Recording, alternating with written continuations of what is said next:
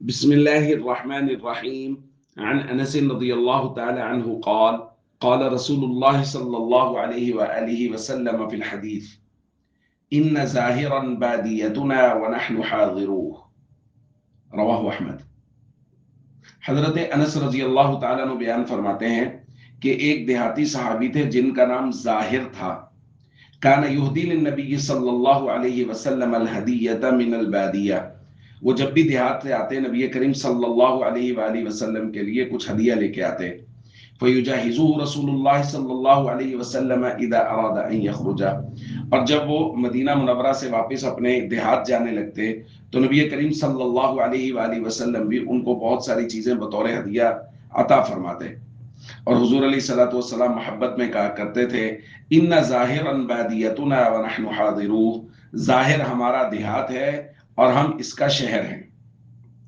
حضرت انس رضی اللہ تعالیٰ عنہ بیان فرماتے ہیں کان النبی صلی اللہ علیہ وسلم یحبہ، نبی کریم صلی اللہ علیہ وسلم حضرت ظاہر سے بڑی محبت فرماتے تھے،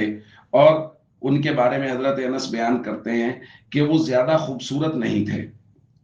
ایک دن وہ اپنا سامان بیچ رہے تھے بازار میں، نبی کریم صلی اللہ علیہ وسلم پیچھے سے تشریف لائے، فاحتضنہ من خلفہ وہو لا یبصر، وہ حضور علیہ الصلوۃ والسلام نے پیچھے سے ان کو پکڑ لیا کہ وہ حضور علیہ الصلوۃ والسلام کو دیکھ نہیں پا رہے تھے۔ فقال الرجل، ظاہر کہنے لگے ارسلنی من ھذا، چھوڑو مجھے، کون ہے، کس نے پکڑا ہے مجھے؟ فالتفت، پھر وہ تھوڑے سے متوجہ ہوئے، فعرف النبی صلی اللہ علیہ وسلم، انہوں نے نبی کریم صلی اللہ علیہ وسلم کو پہچان لیا۔ بس کیا تھا، صحابی کہتے ہیں پھر اس کے بعد وہ اپنی پیٹھ پیچھے حضور کے سینے کے ساتھ لگا رہے تھے کہ میری پیٹھ کا زیادہ سے زیادہ حصہ نبی پاک صلی اللہ علیہ وآلہ وسلم کے سینہ مبارک کے ساتھ لگ جائے۔ یہی صورتحال تھی کہ نبی پاک صلی اللہ علیہ وسلم نے چونکہ ان کو پکڑ رکھا تھا تو حضور ازراہ مزاح، حضور آواز لگانے لگے من یشتری العبد، یہ غلام کون خریدے گا؟ یہ بات حضرت ظاہر نے سنی تو کہنے لگے اذن واللہ تجدنی کاسدہ، یا رسول اللہ یہ غلام آپ بیچ تو رہے ہیں، یہ تو بڑا کھوٹا سکہ ہے، یہ تو بڑا تھوڑی قیمت والا غلام ہے۔ نبی کریم صلی اللہ علیہ وسلم نے ارشاد فرمایا لیکن عند اللہ لست بکاسد،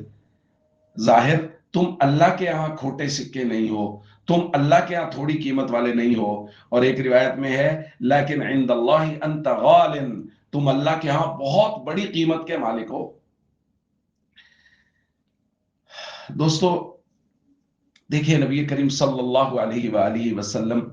دیہات سے آئے ہوئے لوگوں کے ساتھ کس طرح محبت فرما رہے، وہ کئی دن حضور کے مہمان بن رہے اور حضور کیسے ان سے مذاق فرما رہے۔ دیکھیے کتنا خوبصورت اور نفیس مذاق ہے جس سے ظاہر کتنے خوبصورت اور کتنے خوش ہو گئے نبی پاک صلی اللہ علیہ وآلہ وسلم کے اس مبارک عمل کی وجہ سے۔ تو جیسا کہ بارہا درخواست کی جا رہی ہے جب بھی مذاق کریں تو اس کے اندر خوبصورتی ہونی چاہیے، اس کے اندر لوگوں کے لیے خوشی ہونی چاہیے، نہ یہ کہ جب ہم مذاق کریں تو لوگوں کے دل بجھ جائیں اور ہر مذاق میں لوگوں کی بے عزتی کا پہلو ہو، لوگوں کو تکلیف و ایذا دینے کا پہلو ہو۔ یہ ایسا مذاق نہیں ہونا چاہیے، بے تکلفی ایسی ہونی چاہیے کہ جس سے بے تکلفی کی جائے وہ بھی ہماری بے تکلفی کی وجہ سے خوش ہو جائے۔ اور میں قربان جاؤں حضرت ظاہر کی قسمت پر، حضرت انس کہتے ہیں رسول اللہ صلی اللہ علیہ وآلہ وسلم ان سے محبت فرمایا کرتے تھے۔ ہم سب کو چاہیے ہم جب بھی مذاق کریں تو حضور علیہ الصلوۃ والسلام کی مبارک زندگی کو ہم اپنے سامنے رکھیں اور ہمیشہ ایسا مذاق کریں جس میں نفاست ہو، جس میں محبت ہو اور کسی کی تکلیف نہ ہو۔ السلام علیکم ورحمۃ اللہ وبرکاتہ۔